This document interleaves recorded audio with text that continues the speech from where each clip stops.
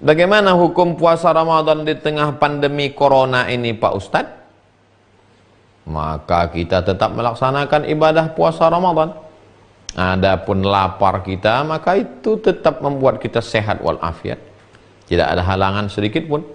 Orang-orang tua yang sakit, faman kana minkum maridhan, siapa yang sakit, aw ala safarin, atau musafir, fa iddatun min ayamin ukhra, ganti di hari yang lain.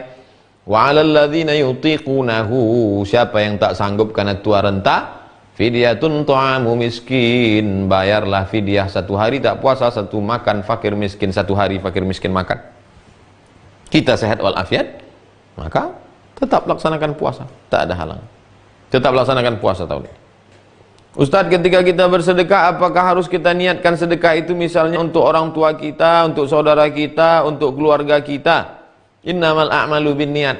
Sesungguhnya segala amal itu akan dinilai dengan niatnya.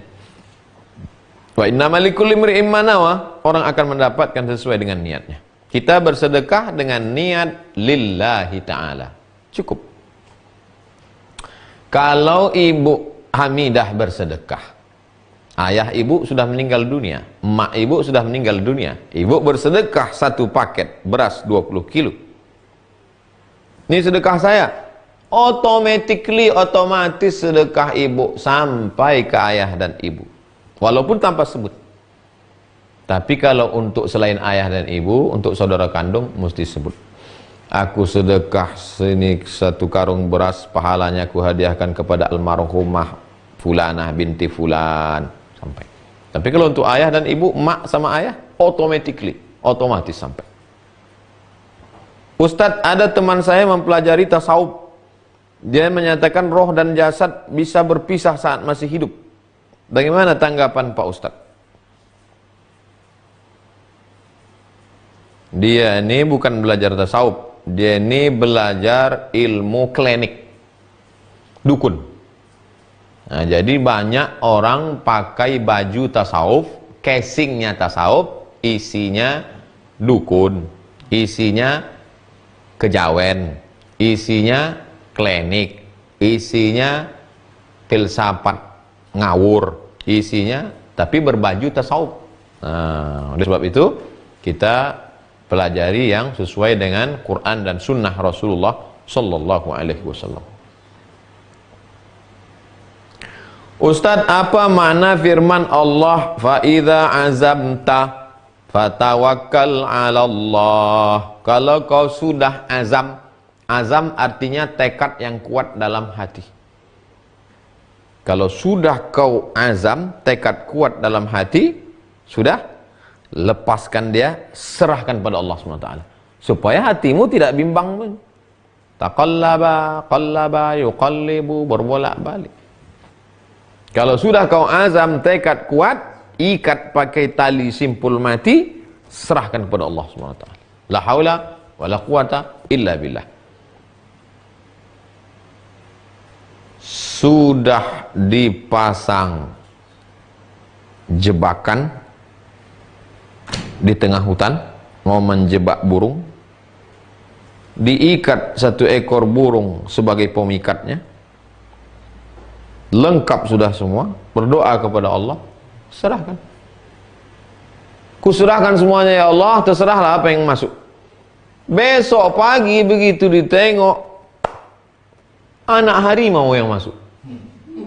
Padahal yang mau dicari burung, harimau yang masuk. Berarti itulah rezeki. Tapi jangan kau gulai pula harimau.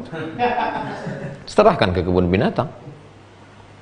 Besok begitu ditengok, apa pun tak ada. Jangankan burung masuk, burung pemikat itu pula hilang. Kau tak kecewa. Itulah bedanya orang bertawakal sama tak bertawakal.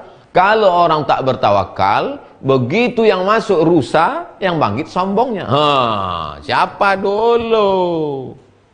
Tapi begitu tengoknya besok burung pemikat itu hilang, menengok sungai itu macam hamparan bidadari. Terjun ke sungai, mati ditangkap buaya. Putus asa, stres.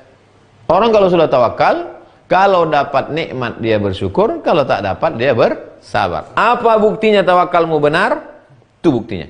Kalau kau berhasil, kau tak sombong. Kalau kau gagal, kau tak putus asa. Kalau kau berhasil sombong, kau gagal putus asa, berarti kau bukan orang bertawakal. Assalamualaikum Ustaz. Waalaikumsalam warahmatullahi wabarakatuh. Saya bekerja di kapal pesiar. Dalam kondisi saat ini kami mendapat ujian dengan sedikit penumpang. Sulit kapal bersandar karena lockdown.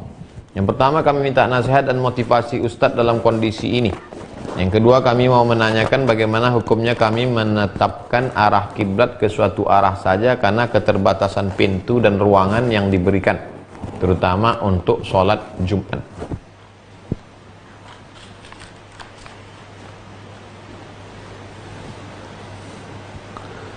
Yang pertama, Pak Nurholis dan seluruh saudara-saudaraku dimanapun berada yang mencari nafkah yang halal, maka perjalanan kalian adalah jihad. Kalau mati dalam perjalanan ini, matinya mati syahid. Kalian tinggalkan keluarga untuk mencari makanan yang halal. Nanti kalian akan berjumpa dengan Rasulullah SAW dalam surga. Rasul memuliakan kalian karena kalian berjuang untuk mencari makan halal untuk anak istri.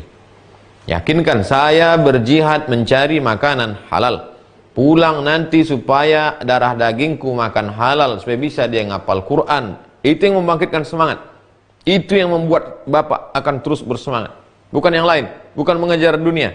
Mati Bapak, anak Bapak akan berdoa di tengah malam, Rabbighfirli wa liwalidayya warhamhuma kama rabbayani shaghira. Berbulan-bulan kalian di tengah lautan. Apa yang kalian cari? Hanya setetes air dunia ini.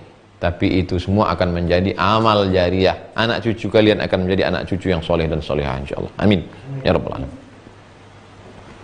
Adapun apakah musafir itu menyebabkan bapak dan para kru, para awak kapal tidak sholat? Tetap sholat, jangan tinggalkan sholat. Bapak boleh sholat jamak, sholat qasar. Bapak dalam perjalanan musafir terus, maka sholat zuhur jamak takdim dengan asar, jamak takhir dengan asar bisa, sholat maghrib jamak. Berapa lama kami jamak? Selama di perjalanan itu. Karena perjalanan terus tak berhenti jamak. Tapi kami rasa nggak enak jamak, kami mau buat sempurna 4 rakaat. Boleh. Boleh dilaksanakan secara tamam 4-3-3-4-4. Boleh juga dilaksanakan jamak. Tapi ini rukhsah, keringanan. Allah suka kalau rukhsah itu dipakai. Lalu kemudian tentang di ruangan yang diberikan terutama untuk sholat Jumat. Nabi SAW selama dia musafir dia tak ada sholat Jumat. Nabi sholat Jumat itu kalau dia mukim. Tapi kalau mau melaksanakan pendapat dalam mazhab Hanafi bahwa sholat Jumat itu tidak disyaratkan 40 orang, asal berkumpul saja orang yang menurut urf sudah bisa untuk sholat, lalu dia laksanakan sholat.